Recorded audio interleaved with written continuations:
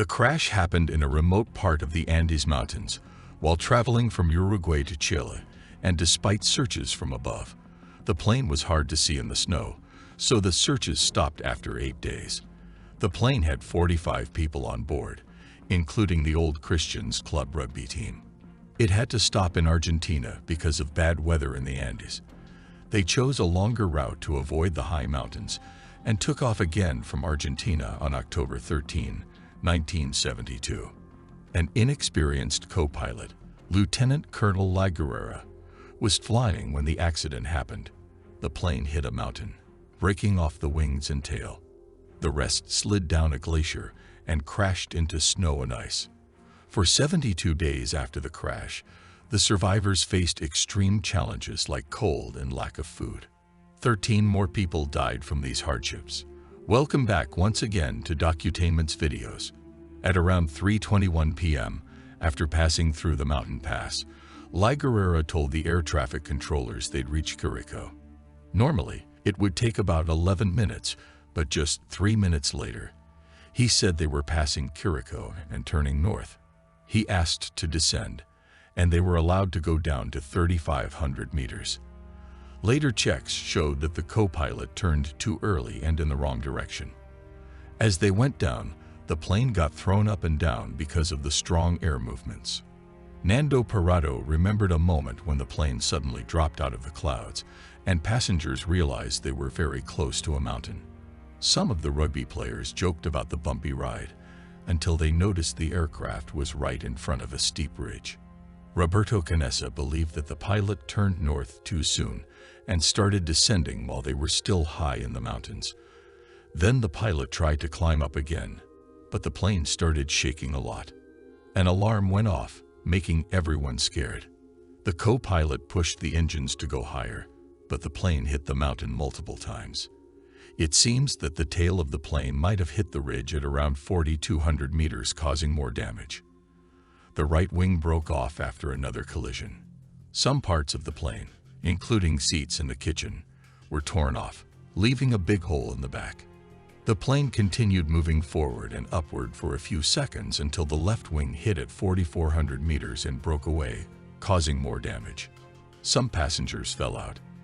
The front part of the plane slid down the snowy slope at a very high speed, almost like a fast sled, and dropped about 725 meters. When the plane hit a snowbank, the seats got thrown around and crushed the front. The plane stopped on a glacier in a remote area between Chile and Argentina, far from where it was supposed to be. It was around 35-70 meters high in the mountains. The crash site was about 80 kilometers away from where they were supposed to be flying. After the crash, 5 people in the tail section of the plane didn't make it. Some didn't survive the impact when the fuselage hit the snowbank. Pilot Ferradas passed away immediately due to severe injuries, and co-pilot Liguerra, badly hurt and trapped, asked for help to end his suffering, but wasn't granted that wish. 33 people survived, although many were seriously hurt. Canessa and Gustavo Zerbino, both medical students, did their best to treat the injured.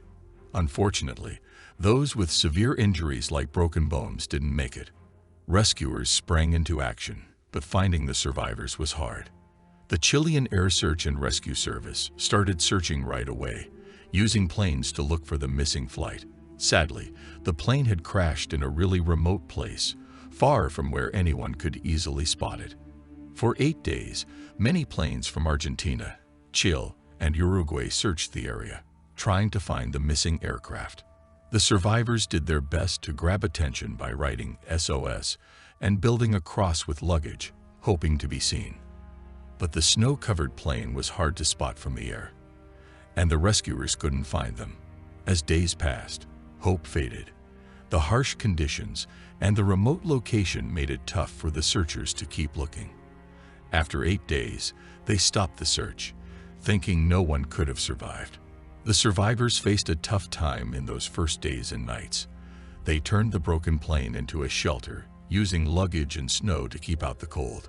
They got creative, using whatever they could find to survive.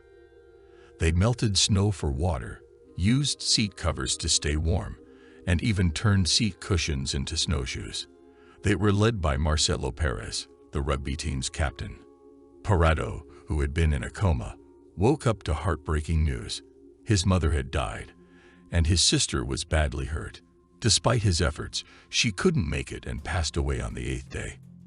The survivors struggled in the freezing nights, facing temperatures as low as -30 degrees Celsius. They had no warm clothes, medical supplies, or much food, and most of them had never been in such cold or high places before. They found a small radio and managed to hear that the search had stopped on the 11th day. The news hit them hard, except for Parado, who stayed calm. One of the survivors, Nikolic, tried to lift their spirits by saying that now they had to rely on themselves to get out of there. His courage stopped them from giving in to despair. They tried to make their small stash of 8 chocolate bars, canned mussels, jam, almonds, and a few other snacks last as long as possible. They even split a single chocolate-covered peanut into tiny bits to stretch it over days. But even with strict rationing, their food ran out in just a week. There was nothing to eat around them, no plants or animals in sight. They got desperate and tried to eat bits of the plane, like the cotton from the seats and the leather. Sadly, this made them even sicker. With no hope of rescue and faced with starvation, they made a tough decision. They agreed that if any of them died, the others could eat their bodies to survive. It was a choice they didn't want to make, but they felt they had no other option. Canessa, one of the survivors, shared the struggle they went through before deciding to eat the bodies of their friends and teammates. They prayed for guidance, wondering if it was right or if they were turning into something they didn't want to be. Eventually, they made the difficult choice together. Some couldn't stomach it, but many managed to swallow it down, knowing it was their only chance to stay alive. 17 days after the crash, while the survivors slept, an avalanche swept over the aircraft. It buried the fuselage, tragically claiming the lives of 8 people, including Marcelo Perez, the team's leader, and Liliana Methel, who had been a caring figure to all.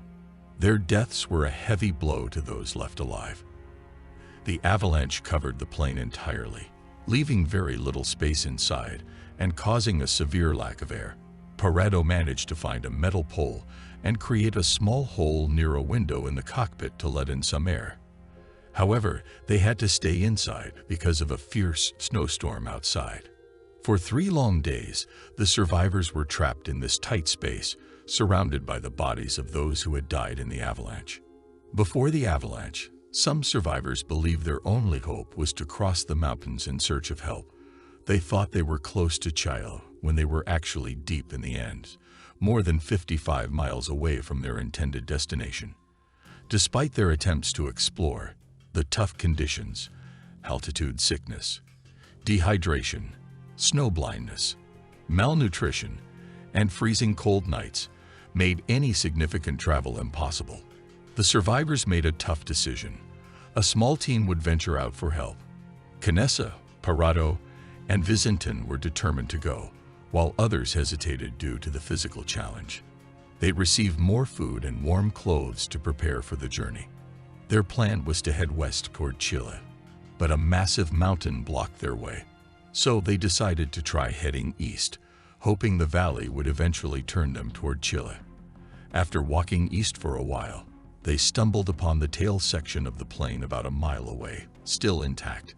Inside, they found some treasures: chocolates, food, rum, extra clothes, and a radio.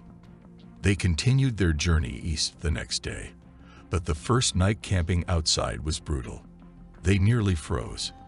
The next morning, they decided it was smarter to return to the tail, take the aircraft's batteries, and bring them back to the fuselage. They hoped these batteries could power up the radio so they could call for help from Santiago. Returning to the tail, the team realized the heavy batteries were too much to carry uphill. They decided to disconnect the radio from the fuselage, hoping to connect it to the batteries at the tail. But the electrical systems mismatched, rendering the plan useless. Frustrated by failed attempts to fix the radio, they knew their only hope was to climb out of the mountains for rescue. During their return, Another snowstorm hit, pushing one member, Roy Harley, to give up. But Parado insisted on bringing him back to the fuselage. Realizing they needed to climb the mountains westward for rescue, they devised a survival plan for the freezing nights, creating a makeshift sleeping bag from plain insulation and fabric out of a sewing kit found in the wreckage. On December 12, 1972, Parado, Canessa, and Vizintin began an intense climb from 3,570 meters to a peak blocking their path westward at 4,670 meters. They aimed to seek help, believing they were closer to the Chilean border. However, they miscalculated their altitude and underestimated the distance they needed to cover, carrying only a short supply of meat. The climb was grueling without proper gear or experience. They struggled through deep snow and battled the thin, oxygen-deprived air. Nights were freezing, but the makeshift sleeping bag helped them endure. During the ascent, they encountered brutal storms, and finding a spot for the sleeping bag was a challenge. Facing decreasing food and an extended journey, Vizintin decided to return to the crash site. Whereas Parado and Canessa persisted, their spirits sustained by a glimpse of what they believed was a path out. Despite the uncertainties, they pushed westward. Parado and Canessa chose to move forward, embracing the journey to meet whatever fate awaited them. Parado and Canessa kept trekking, determined to find help. Following the river from a mountain's narrow valley, they noticed signs of human activity, camping leftovers, and eventually, cows. Across the river, they spotted 3 men on horseback. Calling out was futile due to the river's noise. The next day, one of the men returned, throwing a piece of paper and a pen across the river tied to a rock. Parado urgently described their dire situation and pleaded for assistance.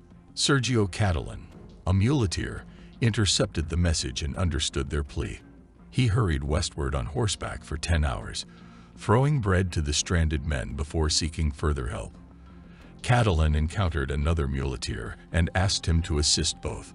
He then took a route leading to Puente Negro, aiming to report the situation to the authorities.